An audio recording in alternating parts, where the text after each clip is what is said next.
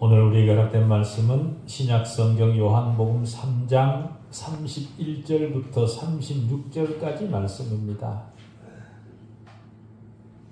신약성경 요한복음 3장 31절부터 36절까지 말씀 봉독해 드리겠습니다.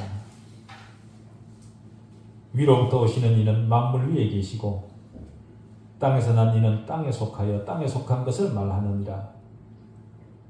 하늘로부터 오시는 이는 만물 위에 계시나니 그가 친히 보고 들은 것을 증언하되 그의 증언을 받는 자가 없도다. 그의 증언을 받는 자는 하나님이 참되시다는 것을 인쳤느니라. 하나님이 보내신 이는 하나님의 말씀을 하나니 이는 하나님이 성령을 한량없이 주심이니라.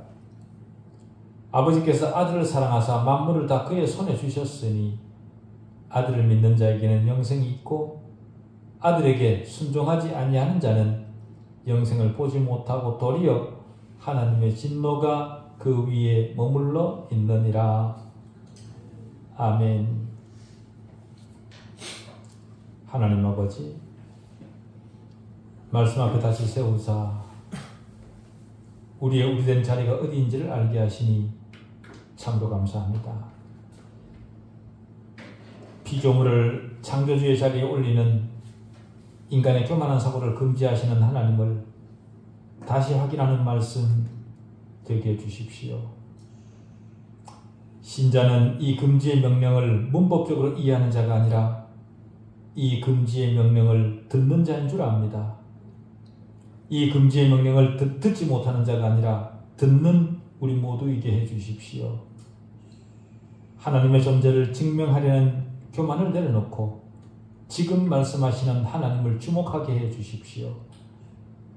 그 존재가 증명되어야 하는 신은 이방의 신이지 성경의 하나님이 아님을 압니다. 오직 성경의 하나님과 그 말씀만 선언되게 해주십시오. 스스로 존재하시며 지금 말씀하시는 하나님의 자기 증명 앞에 순종으로 화답하는 우리일 수 있도록 인도해 주셨기를 소원하올 때에 우리 주 예수 그리스도 이름으로 기도하옵나이다. 아멘. 자칭 그리스도인이라고 믿는 많은 사람들에게 당신은 왜 하나님의 존재를 믿는가? 라고 질문을 해보면 실제 하시는 하나님을 개인적으로 경험해서가 아니라 하나님의 존재를 암시하는 것들로부터 추론적으로 하나님의 존재를 인정하는 사람들이 많다는 것을 우리는 알 수 있습니다. 다시 말해 하나님의 존재에 대한 논증이나 사고의 결론으로 하나님의 존재를 인정하는 겁니다. 우리 주변에는 하나님의 존재를 암시하는 많은 요소들이 있지요. 예를 들면 자연의 아름다움이나 우주의 광대함 혹은 어떤 사물이나 일의 질서를 통해 하나님의 존재를 인정할 수밖에 없도록 하는 그런 겁니다. 그런 것들을 따라 하나님을 믿는다라고 말하는 사람들은 이렇게 말을 합니다. 자연의 이 신비로운 모습은 하나님이 아니고서는 도저히 창출할 수 없는 그런 것이라고 판단이 되고 우주의 이런 질서는 하나님이 아니고서는 도저히 상상할 수 없다. 그렇기 때문에 하나님은 존재하시는 것이고 그래서 나는 하나님을 믿는다. 그렇게 말을 합니다. 또 어떤 사람들은 사람을 통해서도 하나님의 존재를 인정합니다. 예를 들어 자기 부모를 굉장히 신뢰하는 자녀가 하나님을 신실하게 믿는 부모의 삶을 보면서 하나님은 내 부모님에게 정말 신실하신 분이시다. 그렇기 때문에 하나님은 실제 하시는 것이 틀림없다. 그래서 나도 하나님을 믿는다. 그렇게 말하는 사람들이 있고 또 어떤 사람들은 다른 사람들이 하나님을 믿으니 나도 믿는 것이 좋지 않겠냐 라고 생각을 하고 하나님을 믿는다라는 사람들도 있습니다. 심지어 어떤 사람들은 진리나 선 혹은 미적 감각이나 윤리적 이상과 같은 신념에 연결시켜서 하나님을 믿으려고 합니다. 그런데 이런 논증의 결과로 하나님을 믿는 사람들의 공통점이 있는데요. 그들은 개인적 체험에서 하나님을 알지 못한다라는 공통점입니다. 그들은 하나님을 믿는다라고 말을 하지만 경험적으로, 인격적으로 하나님을 만난 적이 없는 거지요. 그들의 마음속에는 하나님과 친밀한 개인적 만남이 그렇게 느껴지지 않습니다. 하나님의 존재를 인정하면서도 우리가 사물이나 사람이나 돈을 아는 것과 같은 그런 의미로 하나님을 알지는 못하는 거죠.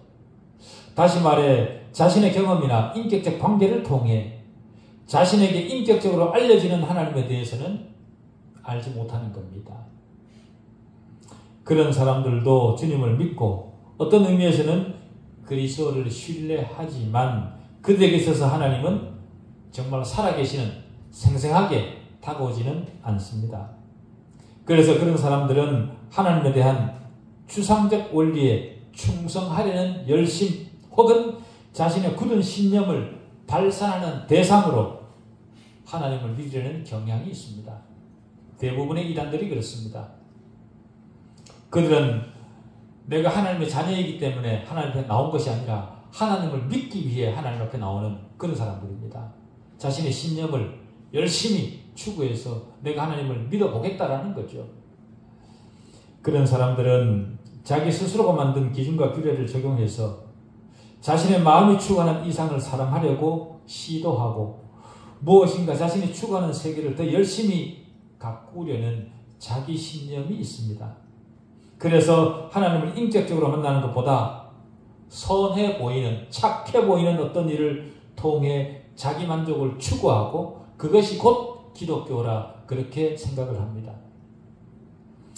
하나님을 제대로 인식하지 못하는 이런 다양한 사람들의 부류 중에 어디에 속하든지 간에 오늘 본문은 그런 사람들에게 좋은 기준을 제시해 줍니다.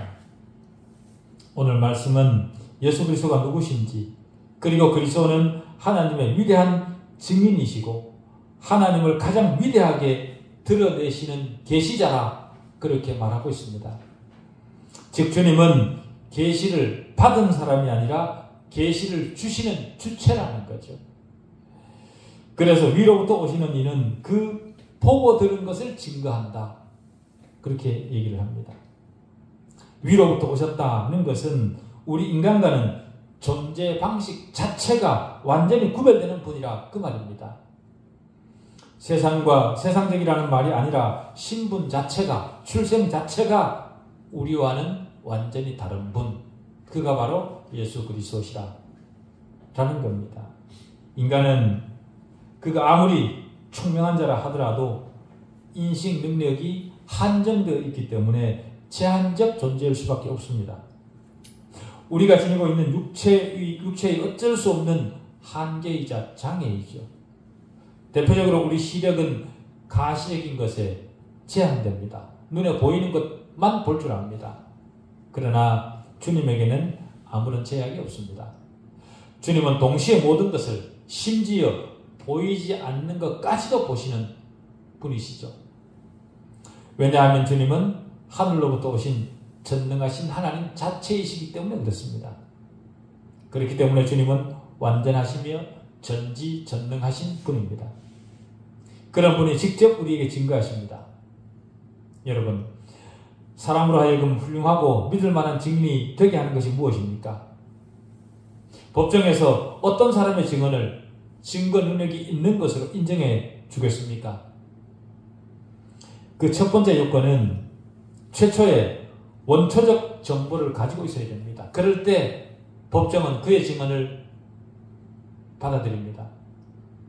자신이 증거하는 것을 직접 보았거나 목격했거나 친히 겪은 것이어야 한다는 거죠. 어느 나라 어떤 재판장이든 신뢰할 수 없는 증거를 받아들이지는 않습니다.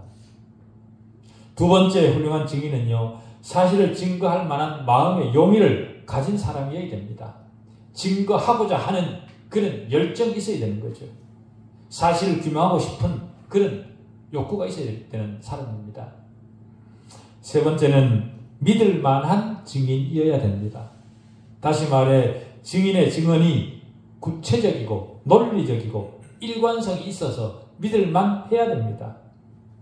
이런 요소를 갖추었을 때 그 사람의 증언은 증거로 채택이 됩니다. 그런데 요한이 말하는 것은 주님은 그런 요소를 완전히 갖추신 분이라는 거죠. 요한은 그 사실을 31절에서 주님의 기원 혹은 시작 때문에 하나님에 대한 직접적 지식을 가졌다는 것을 강조하고요. 그리고 32절에서는 주님께서 이 지식을 증거하셨음을 지적하고 34절에서는 주님의 증언이 믿을 만한 이유를 제시를 합니다. 즉 하나님께서 주님에게 성령을 한량없이 부어주셨기 때문에 주님의 증언은 믿을 수 있다는 겁니다. 주님의 증언이 정확하고 신뢰할 수 있는 이유는 하나님 아버지를 아는 정확한 지식을 소유하셨기 때문입니다. 그 사실은 다른 모든 선지자들이나 교사들을 훨씬 능가합니다. 선지자들이나 교사들 역시 하나님에 대한 진리를 가질 수 있습니다. 그러나 그들이 가진 지식은 부분에 불과하죠. 온전한 것이 아닙니다.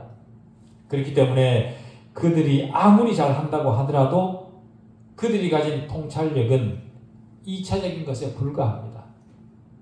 그들은 하나님으로부터 계시를 받아서, 다시 말해 하나님께서 자신들에게 계시해 주신 것만 말하고 알 뿐입니다. 그러나 주님은 성육신하신 하나님이십니다.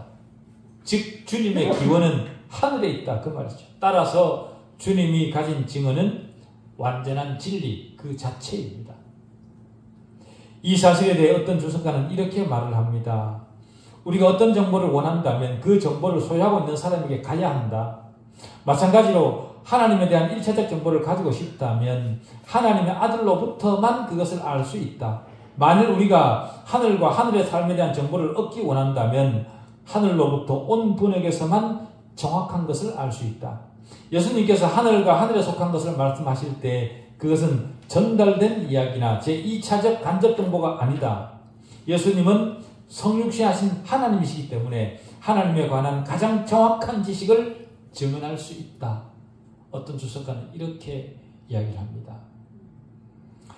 요한복음을 기록한 사도 요한은 이 본문에서 주님만이 하나님에 대한 직접적 증거를 가지고 계신다는 것을 특별히 강조를 합니다. 다시 말해 요한은 주님만 하나님에 의해 직접 보내심을 받았기 때문에 완전한 증인이라는 거죠.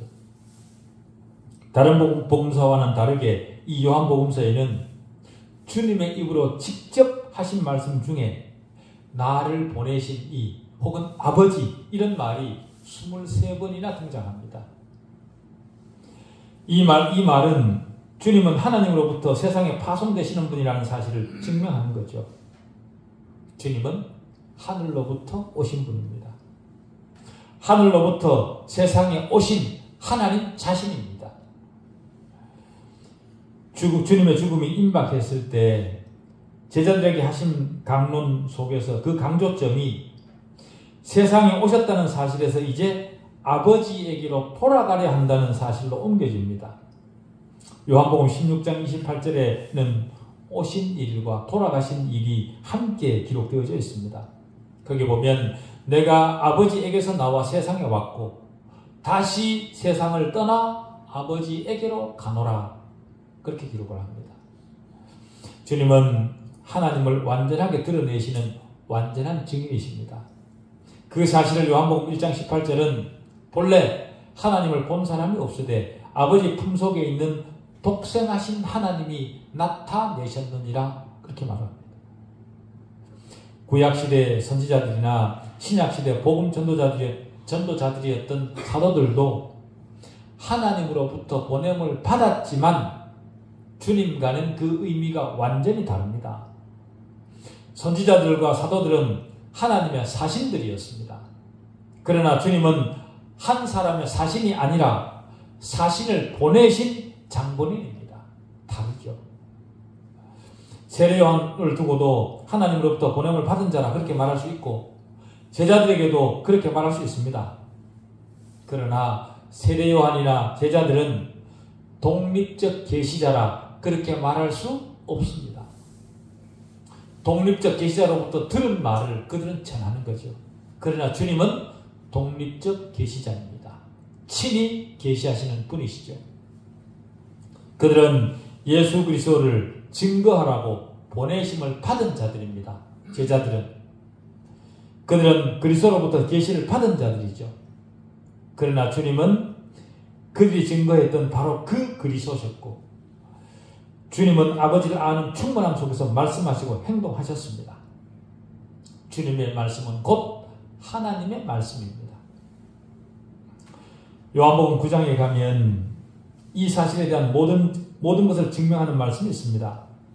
거기에 보면 주님으로 말미암아 하나님을 알게 된 한 소경의 이야기가 있습니다.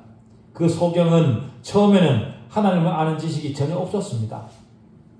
육신적 소경은 영적 소경에 대한 상징이죠. 그런 그를 주님이 고치셨습니다. 그러면서 주님이 뭐라고 말씀하시냐면 내가 세상에 있는 동안에는 세상의 빛이로다. 그렇게 말씀하십니다. 그 소경은 이 접촉을 통해 주님이 누구신가에 대해 무언가를 이해하기 시작합니다.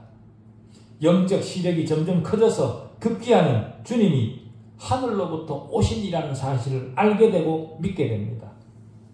그 기록은 소경으로 태어난 자연인과 하나님을 안다고 자처했던 유대인의 상태를 비교해 주는 겁니다. 하나님을 추론적으로만 알았던 유대인들은 오신 그리스도를 알아보지 못했습니다. 유대인들은 율법적 지식과 모세를 통해 배운 지식을 기초로 논증했을 뿐이죠. 그래서 그들은 하나님이 모세에게 말씀하신 줄을 우리가 알거니와 이 사람은 예수 그리스도는 어디서 왔는지 알지 못하겠노라.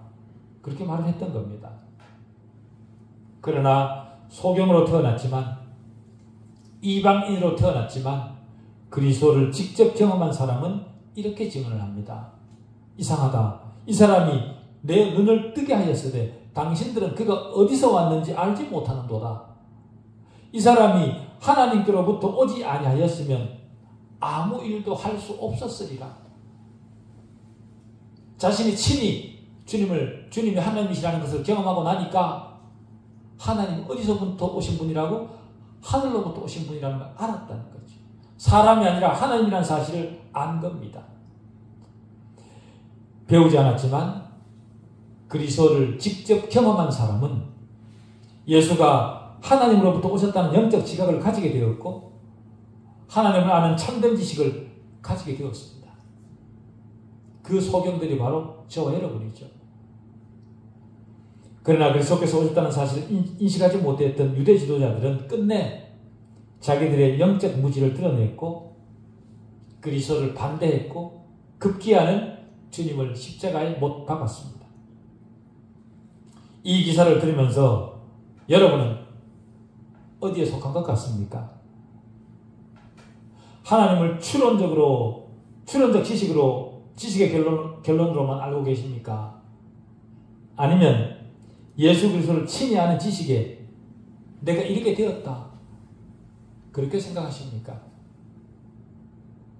여러분은 어디에 속했다고 판단이 되십니까?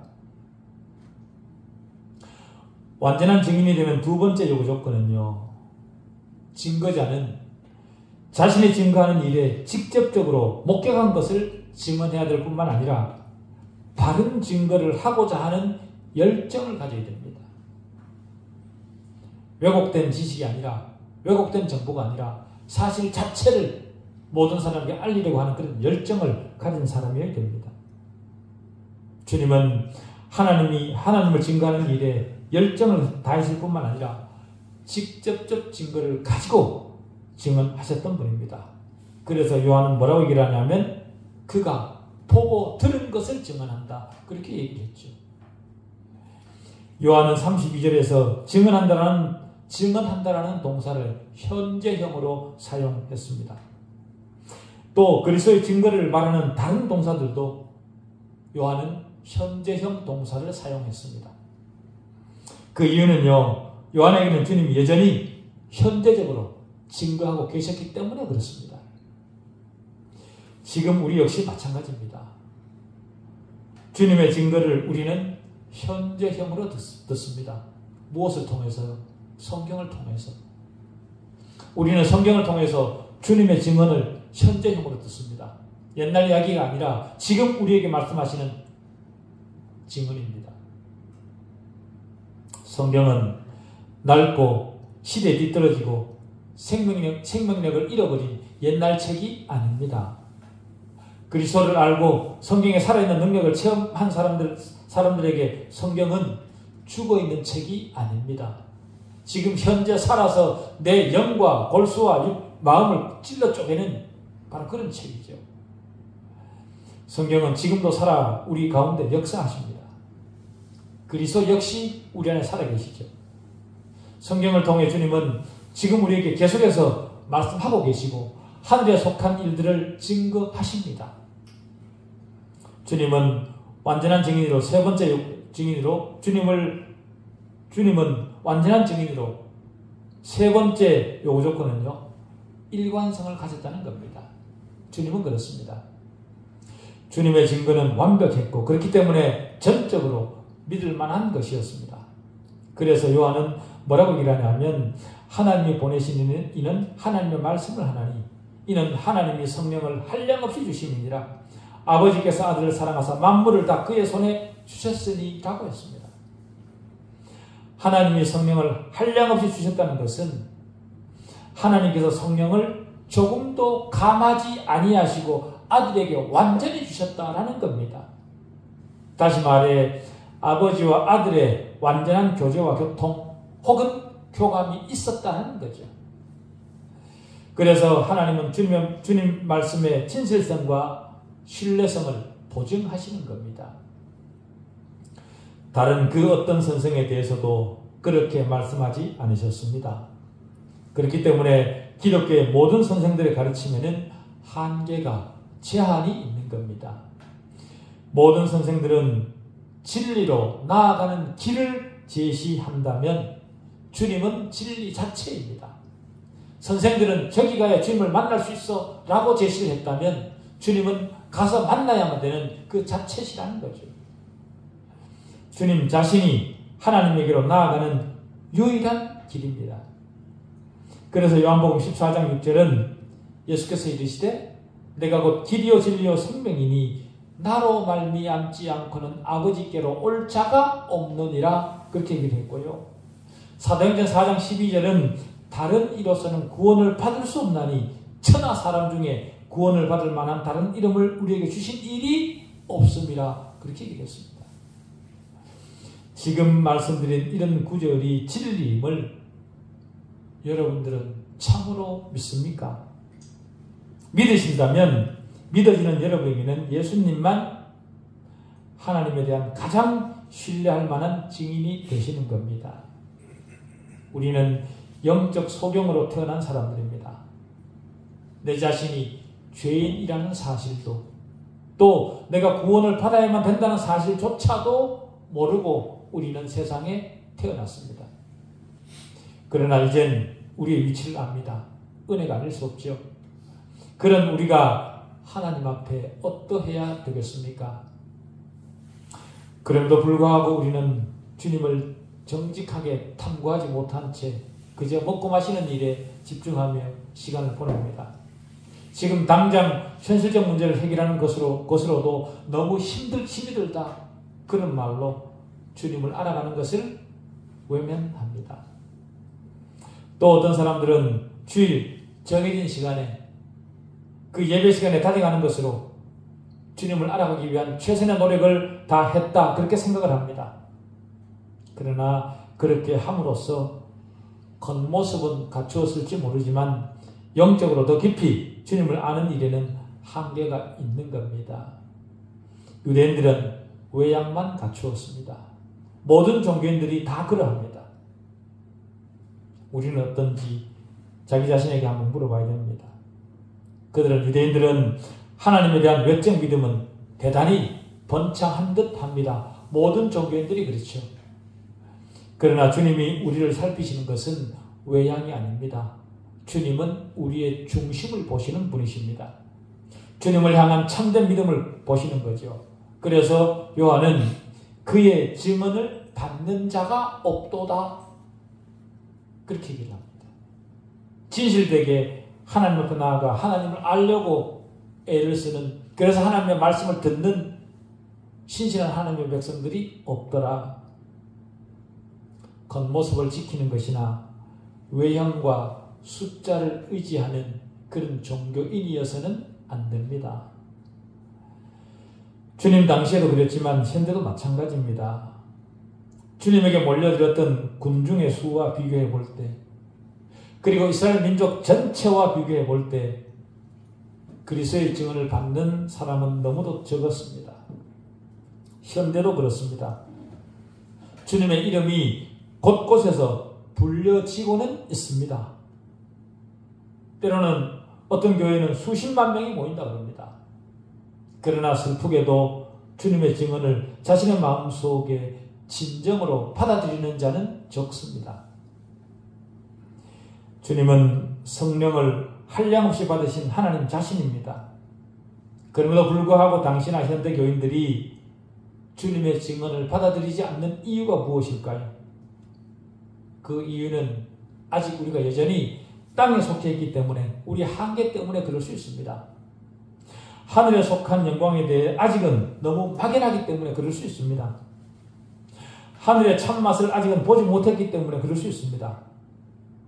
학교에서 배운 지식과 세상을 살면서 습득하게 된 경험이 영적 지식보다 더 앞서 있기 때문에 그럴 수 있습니다.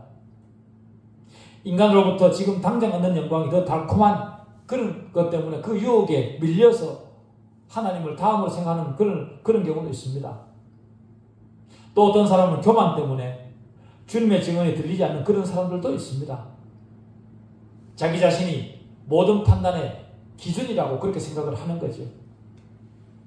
그런데 그리스도의 증언을 받아들이지 않는 더 근본적 이유를 요한복음 3장 19절은 이렇게 얘기를 합니다. 사람들이 자기 행위가 악함으로 빛보다 어둠을 더 사랑한 것이라. 자기 행위가 악함으로 그렇게 얘기를 합니다. 사람들은 너무 타락해서 마음이 완악하고 그들의 이해력은 흐려졌습니다. 그렇기 때문에 빛보다 어둠을 더 사랑하는 겁니다. 그런 자들에게 요한은 아들을 믿는 자에게는 영생이 있고 아들에게 순종하지 아니하는 자는 영생을 보지 못하고 도리어 하나님의 진노가 그 위에 머물러 있느니라 그렇게 말을 합니다.